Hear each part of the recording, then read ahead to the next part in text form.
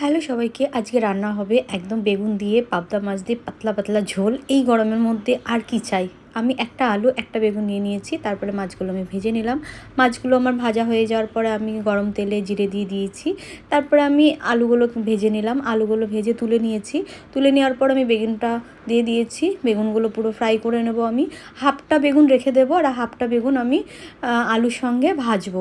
নুন হলুদ দিয়ে দিলাম, তারপরে জল দিয়ে দিয়েছি, লঙ্কা দিয়ে দিয়েছি। এ মা, একটু আগে গ্যাসে ছিলাম, এখন ইন্ডাকশানে কেন? কারণ আমার গ্যাস ফুরিয়ে গেছে, কি অবস্থা। তখন আমি ইন্ডাকশানে আবার আমি রান্নাটা বসালাম।